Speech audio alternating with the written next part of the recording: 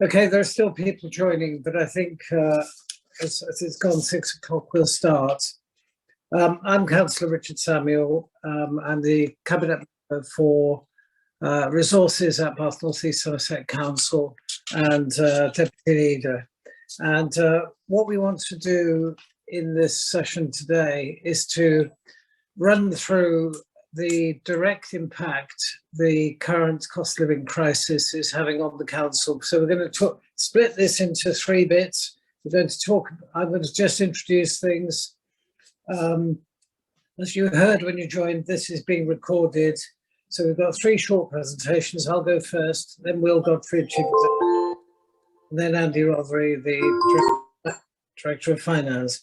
I'm aiming to finish at 7 o'clock sharp because that's the time we've allotted for this, and there is plenty of opportunity for questions. We will go through this fairly quickly. I think we've got, I can only see people on the screen. I think we've got a short presentation with some slides. So Tara, if we could put that up.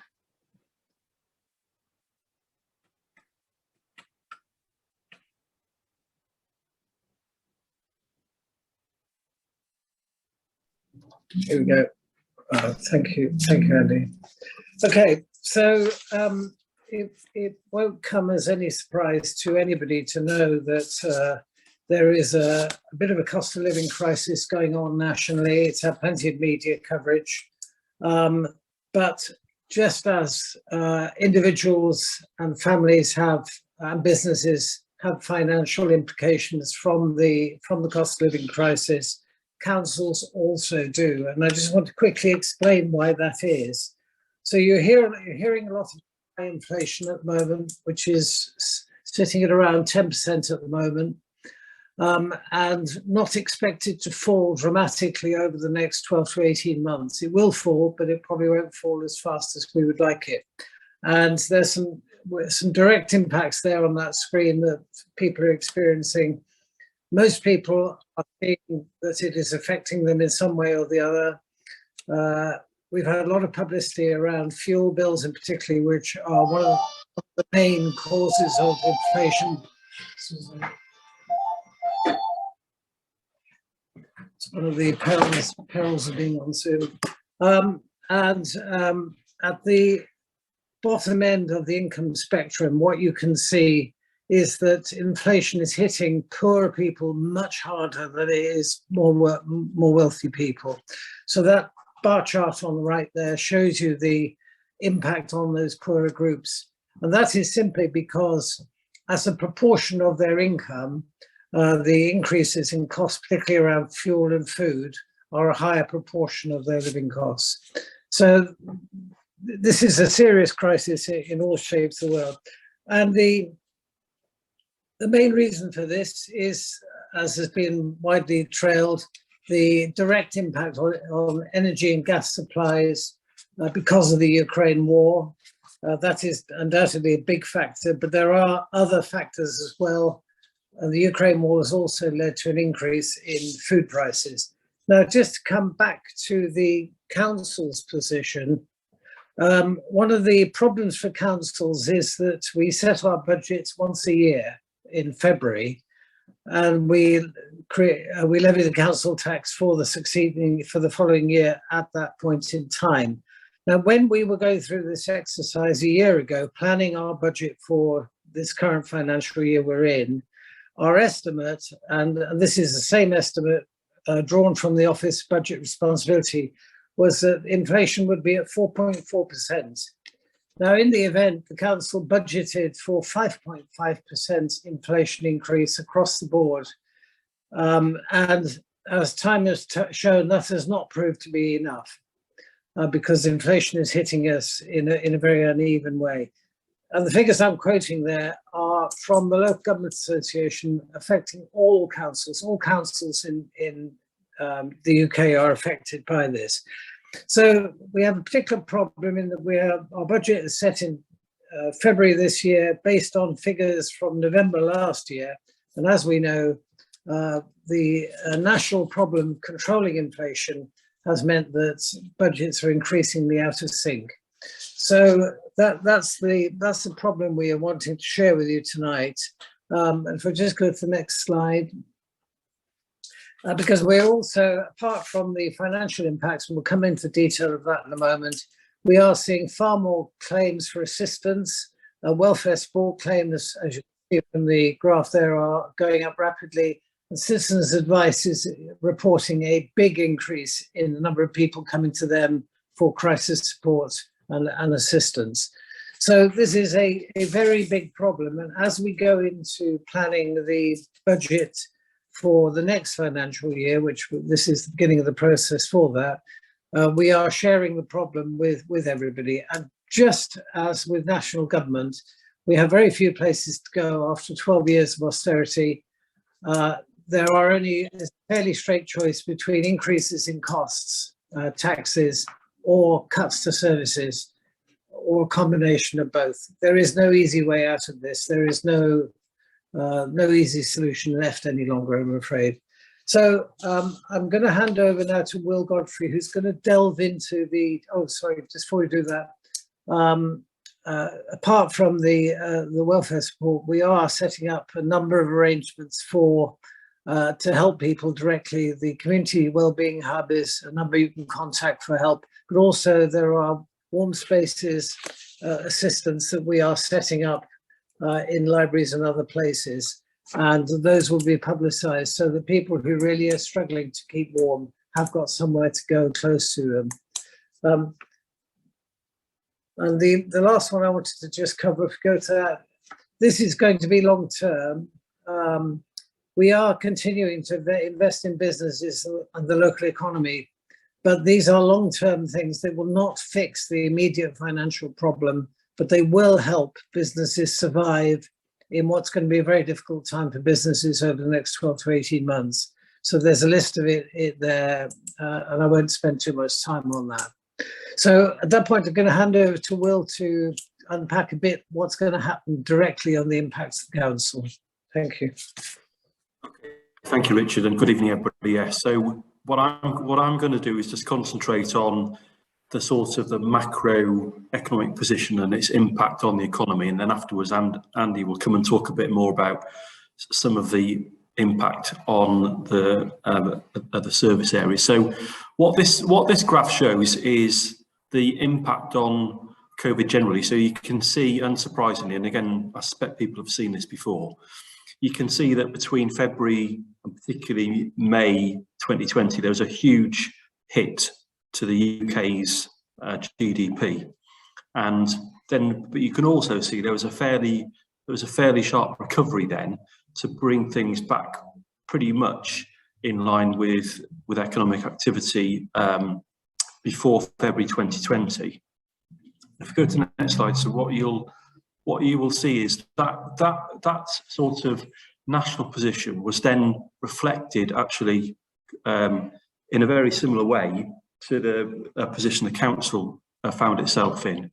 So essentially what happened was, if you go back to particularly June 2020, every local authority in the United Kingdom was faced with significant issues around increasing costs, but particularly, and this was an issue that we felt in particular in Barton Somerset, was a reduction in income. So the consequence of that is the government put more money into the system, particularly around adult social care, and I say from an income perspective. So we actually managed that position and the money that we got really well. And the consequence of that was that at the end of the last financial year, so March 2022, from £128.5 million budget, we actually reported an underspend in the year. And as I say, that was a reflection of the really good financial management across the organisation. Now, as Richard said, since we set the budget, the world has changed dramatically in the context of inflation and various other pressures that are going on. And the consequence of that is, we're facing increased costs in energy, we're facing increased costs in staffing. Across the board, our costs are going up. But again, this is a very similar position in every local authority across the United Kingdom. So what we are currently seeing is that at the end of our Q2, which is end of September, we are currently looking at a projected a revenue budget overspend of 4.47 million. Now, clearly we're working hard to make sure that we bring that position back closer to the budget, but the purpose of this slide is just to demonstrate to you how quickly the sort of the macroeconomic and national position has changed in a very short period of time, and actually virtually all of that impact has been outside of the control of the council. The next one, Andy. So this is, again, people will see this in their daily lives and businesses. You know, inflation has just exploded over the last, particularly the last sort of 6-9 months or so. And yes, there was a bit of inflationary pressure in the system when we were setting the budget, and obviously we made some account for that. But I don't think anybody was projecting the level of inflation that we've seen, particularly over the summer and now into this period of time. So inevitably, what this graph shows is a CPI, particularly on the construction industry, but also on things like repairs and maintenance. So you can see a huge pressure in cost, and that is feeding through to the council, and that's one of the key reasons why our financial position in this financial year is so stretched. Go to the next one. So this is a very sort of simple headline, really, that shows you, you know, the council is a very complicated organisation with lots of different things that we do, and the reality is that different sets of circumstances affect us in different ways. So our income performance is actually really good. So we're at the moment returning more income than we'd anticipated on the Roma Bars, and we'll talk a little bit more about why that's the case. We've recovered income more quickly than we thought we would have done on our commercial estate, and also around parking. So those are all really positive impacts that are helping our financial position in this financial year. The other positive things are, so recycling, we're recycling more, which means that essentially we can sell that recycling and we get income for that. And again, that's a great reflection on everybody across the area who's actually helping us to do that. Now, some of the areas that we know are more difficult for us in terms of direct service delivery. So children's services, and we'll come on to talk about this a bit more in a moment, but children's service operating costs have increased dramatically. And the main reason for that, frankly, is that we are seeing more children coming into care, both through unaccompanied asylum seeker children, but also we're seeing the impact, I think, of people coming out of the COVID position, and then a lot of those pressures, particularly around mental health services, beginning to present themselves, and there's a huge cost attached to that. What we're also seeing is staff costs generally going up. So the pay award that's just been settled in this financial year is significantly greater than we'd anticipated 12 months ago. And it looks like, again, you'll see this across the public sector. You'll see, that's why you've got strikes in Royal Mail, you've got ballots taking place in the health service, you've got train strikes. There are lots of worker groups who obviously are saying that because their costs are going up, then wages need to go up. So we're no different in that respect. And the pay claim for this financial year has just been settled, but negotiations are going on for the next financial year. So whereas a few years ago we were looking at pay awards of probably 1.5–2%, we're now looking at pay awards of 4–4.5–5%, and that has a significant impact on our position. So obviously we're planning for that going forward, but particularly in this financial year, that's been difficult to work through.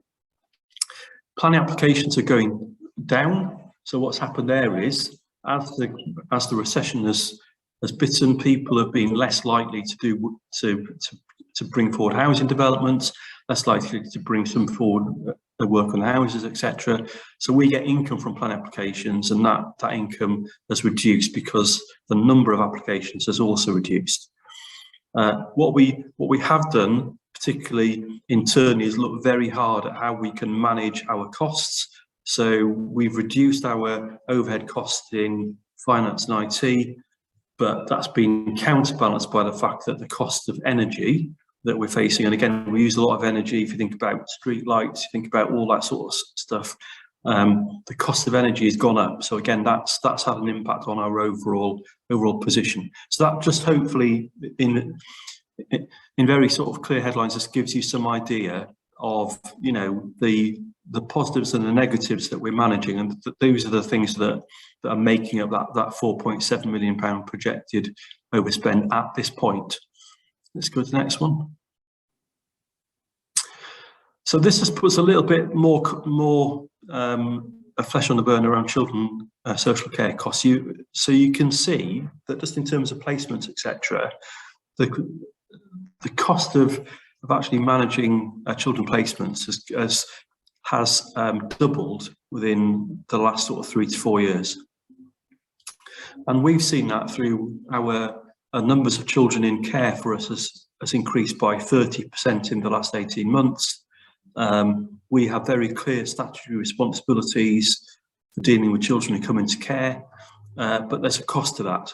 And, you know, as I say, this is a national problem that we're having conversation with government about. But again, it just shows you the position that we're facing, both at the moment in year and projected going forward. Next one, Andy.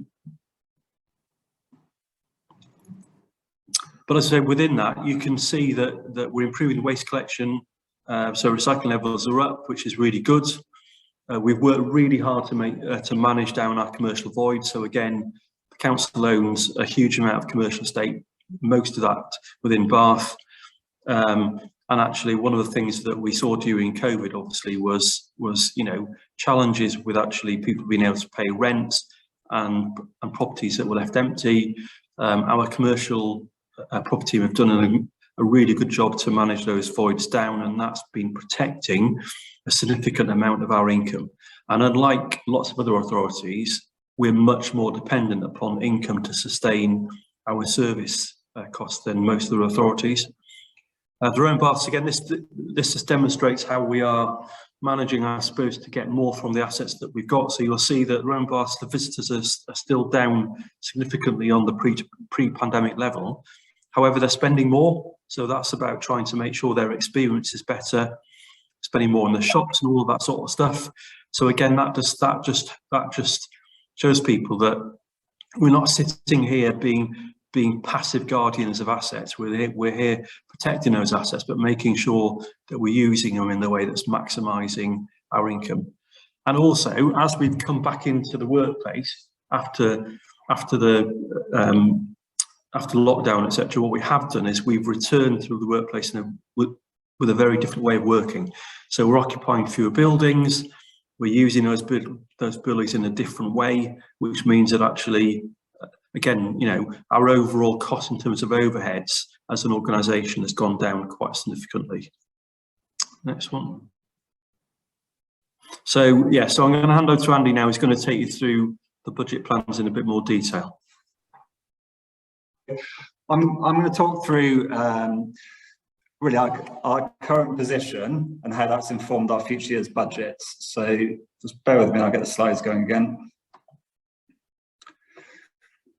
So when we take into account the current financial situation, what we really need to be mindful of when we set the council's budgets is that we need to really project the operating cost of what it's costing us to run the council now and what it's going to cost us in future years.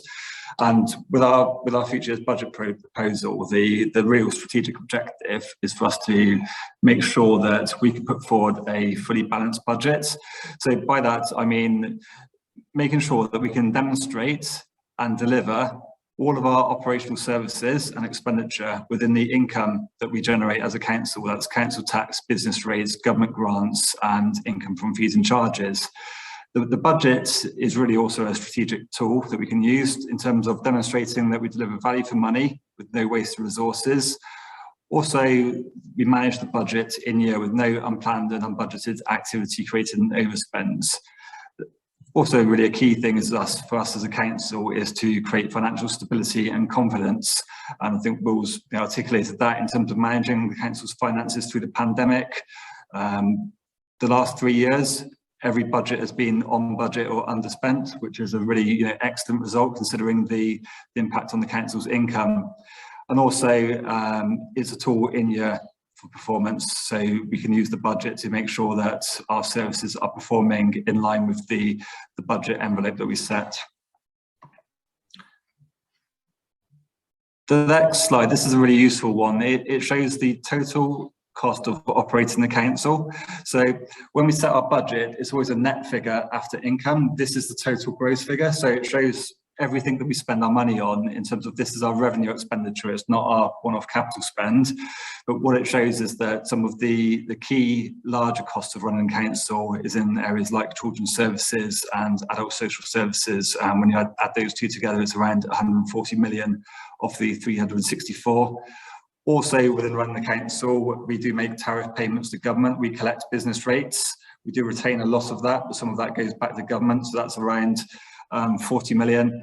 And then some of the smaller bits of the pie chart you can see are running all of our services across the council, and there's different levels of spend really which around the scale of those services. So with the previous chart, 364 million, that's to run the council now. We need to think about the cost of running the council in future years, taking into account inflation and demand rises. That creates more cost. What this chart shows is the additional cost on each of our future years from 23-24 right through to 27-28. What you'll see on the chart at the bottom is a big peak. That's driven by the inflation impact on the council. We've got pay inflation that's costing more now, and that also crystallises next year. So we need to put recurrent funding in to keep funding that pay inflation, because that's going to continue into future years. And also we need to recognise the impact on council contracts, council demands that's coming through in terms of demand on services like children's social care. And then we align that with our funding levels. What you'll see in the first year is a net decrease in funding. That's because when we look at 1 year, so this current year to next year, we've got drops in funding because there were some one-off government grants that drop out and other one-off resources that were in our budget. So what we're operating on is rising costs and a income base that isn't keeping pace with cost increases. But also just on this slide, I will note that in future years, you can see that that curve starts becoming more aligned. That's because as we plan forwards, our council tax base grows as more homes are delivered in the region. That's more council taxpayers. So things do start becoming more aligned once we get through this current demand and inflation curve. So to just really sort of demonstrate some of the key components when we plan forwards for the budget, what we take into account is the pay inflation requirement to run the council. In this illustration, it shows that council tax, we assume a council tax increase every year. This is kept at the same level as last year, so that arrow indicates we're not planning on additional movement at this stage, but that will be subject to the Chancellor's announcement on the budget and the provisional settlements to councils. Also, we need to plan in for the service demand rises and activity levels, increasing contract inflation, and also interest rates. So I'll put a green arrow on interest rates because that's interest we get from our own investments. So the Bank of England interest rate has gone up. So as a council, we hold cash balances that we invest. We are getting some additional money from those cash balances because of that higher interest rate. So that is a bit of a benefit to the council. When I put numbers around this really articulates and shows how that demand spike that we're seeing next year is really being driven. Pay inflation is a significant cost to run the council.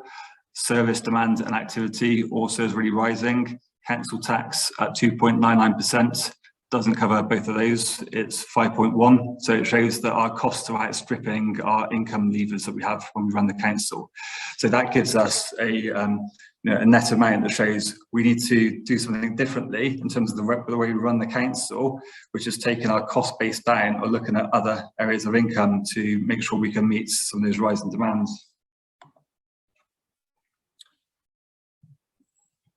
At this stage, we're operating on a base case for next year, which shows that we have a savings and income requirement of 19.43 million.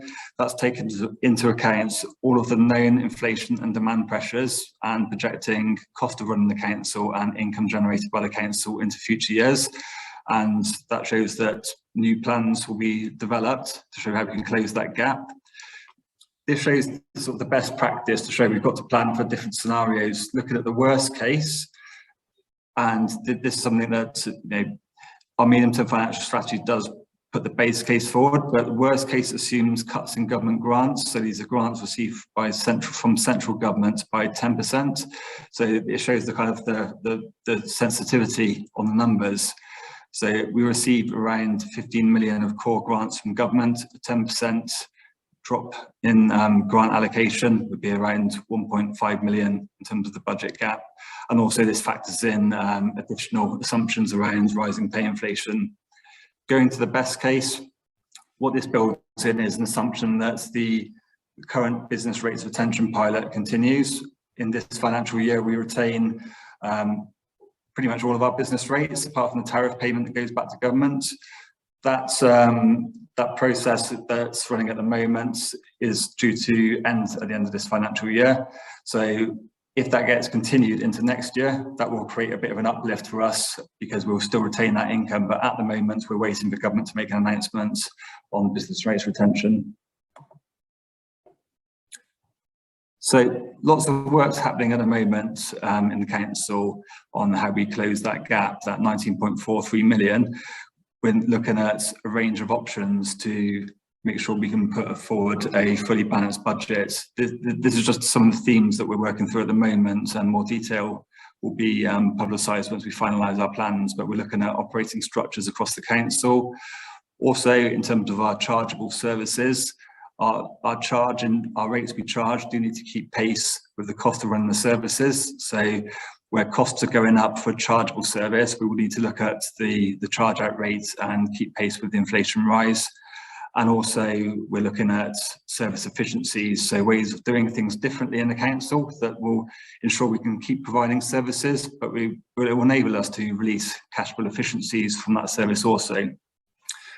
And also, in a situation where you do have higher costs in your income, we need to think about how we reprioritise what we do as a council and make sure that we're really taking a lot of discipline in terms of ensuring that we can fit our operations into our funding envelope. And that will mean thinking differently about what we do first, making some of those tougher decisions about what's really important to deliver over things that will have to take a bit of a break.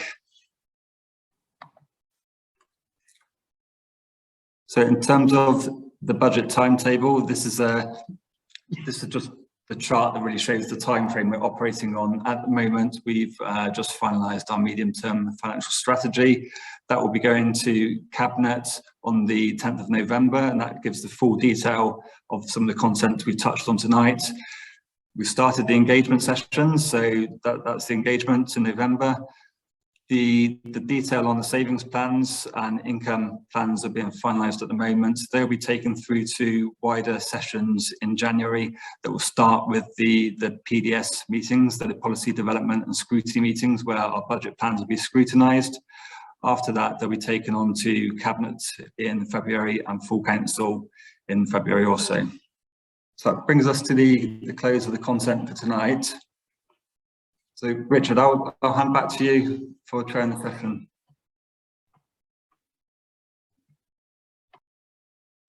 Right, sorry, I don't think anybody heard that. Thank you, Andy, and thank you, Will.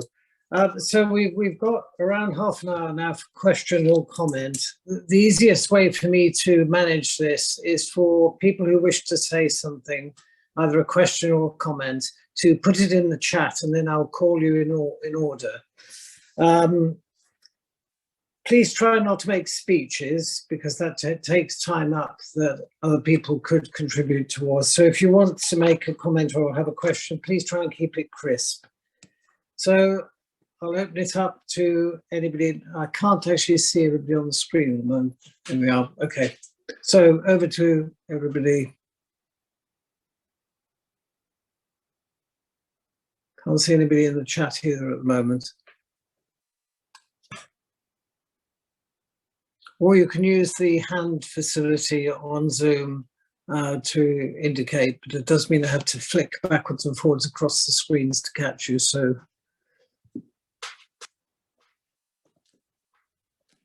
we stunned you all into silence.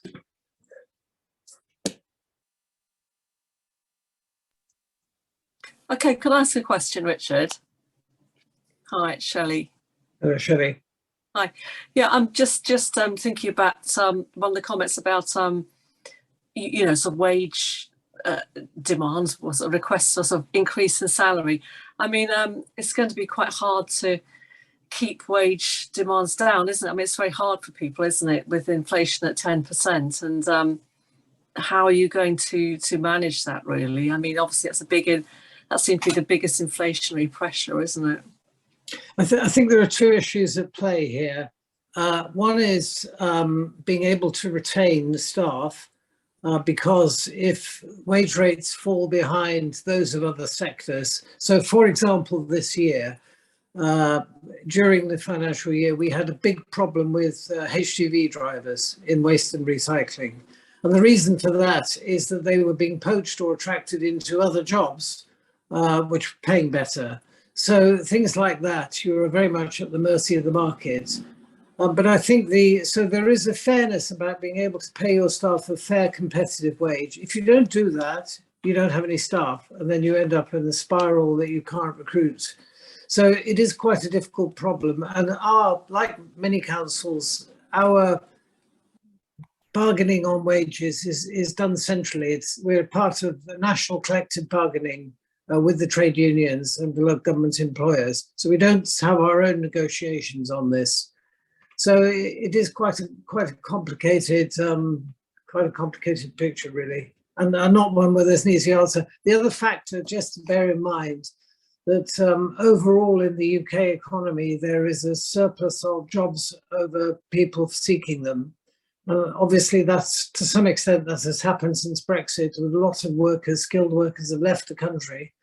So we have got, that is one of the reasons driving inflation, is that wage rates in the private sector and the public sector, it's very, very competitive now to get good staff. And so when you have a shortage of supply, the price goes up. I just very quickly add to that. So yes, well, just to give a bit more context. So in terms of the local government settlement this year, I think people were very aware, particularly the pressure on the lower paid staff in some of those jobs. So actually, the local government settlement this year is a cash flat £1,950, which what that means is for a significant element of our workforce, that's actually turned out to be about 10% pay rise. And obviously, as you go up the pay scales, the percentage gets less. So that was a very clear strategy from the local government employers to try to recognise the pressure on lower paid staff. And obviously, the negotiations now underway for future pay settlements. But what you've seen is actually that probably pays lower paid workers more in local government than they're being offered in the health service and various other places, which may account for elements of the fact that, you know, it feels as though some of the industrial relations issues in some other parts of the public sector are slightly more tense than maybe they have been in local government. Yeah, thanks very much. Yeah, I can see it's a really tricky one. I think, and also everybody wants people to be remunerated fairly, don't they? But it's just an awful balancing act, isn't it? And I know that sort of early this year with the sort of parks departments, and you know, there were shortages in the department, and things couldn't be done. People had to wait for things to be done because obviously there was this pressure on staffing. So maybe that's evening itself out a bit more now. Thank you very much. Thanks. I think Sean Hughes would like to say something. Sean? Oh, yes, well, just carrying on with the issue of staffing. Now, I appreciate that we've now come to an agreement with the pay rise for the staff. But bearing in mind that things like staff retention is a big issue for us, The biggest change that we've seen recently is to ask our staff to work from home for a number of days each week, and as a result of that, they're going to be seeing they're going to incur perhaps higher bills and heating costs that they wouldn't have normally incurred if they were working, if they were office based. So, are we going to be offering any support to our staff to help with the things like heating bills? So, Sean, just to be really clear, we haven't asked staff to work from home. What we said to them is that they can work from home if they wish to, but they can also work from an office if they wish to. So there's been, just to be really clear, there's been no instruction to any staff recently since lockdown stopped that they have to work from home. That is a choice that's open to them. But obviously we're expecting during the winter more staff to come into work, and that's why we've changed our offices so they're more flexible, and actually we can get more staff into places like Cambridge now than we were able to before. But it's important to be really clear about what they've been asked to do, what they've been offered. Okay, and what percentage of our staff can we accommodate on a daily basis then within our Cambridge offices, etc.? So the Cambridge office can take, well, I think it's around 60% of our office-based staff can come into Cambridge. So we've made it. So I think previously that office could accommodate something like 550 odd people. Now that office can accommodate a lot more than that. Okay, so on a daily basis, approximately 40% of our staff will need to work from home. No, because we've obviously got other parts of we've got the Hollies and we've obviously got the Guildhall. So we've got enough office space for staff. If every member of staff wish to come into the office, we're confident we've got enough space for them. But the reality is staff are choosing not to do that. And we've been very clear, we're not forcing staff to do one thing or the other. We're giving them the opportunity to come into the office, but lots of staff want to work from home. Okay, thank you. Thank you. No, we've got some questions coming in, but I'll just pick up the ones that have been put in the chat, and then we'll go to Martin Burton and Megan Howes in turn.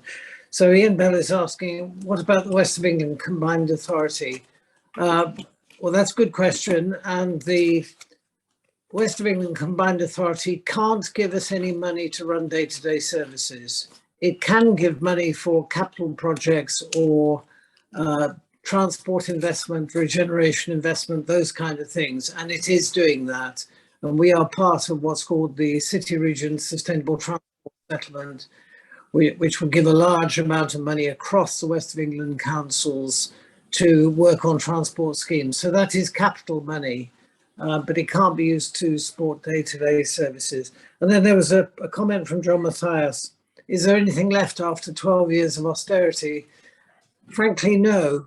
There are no easy choices left now. The choices left are difficult choices. That's not to say you can't always find ways to do things better, and technology is enabling that, and we are doing as much as we can to streamline services using technology. But the easy cuts have long gone, and I think every public sector body is in that place. So Martin Burton, you had a question. Yeah, the question is, I noticed Swindon are closing leisure centres due to the increasing cost of energy, and leisure centres use incredibly lot of energy to keep their swimming pools open. So what will the council do about GLL Leisure? Will you be increasing the grant to them, or will you be expecting them to take the hit? We have a 20-year contract with GLL. I think we're about 3 or 4 years into that.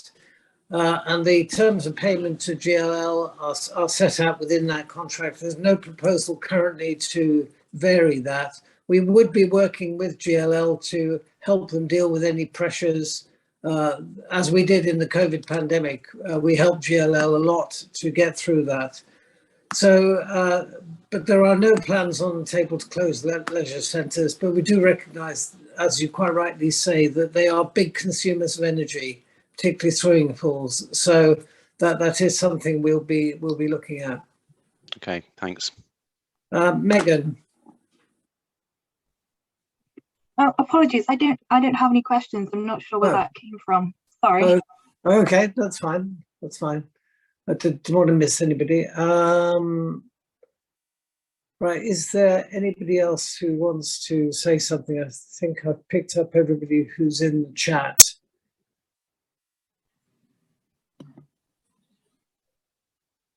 Richard, can I just say one thing, which I guess is just linked to the last question, which is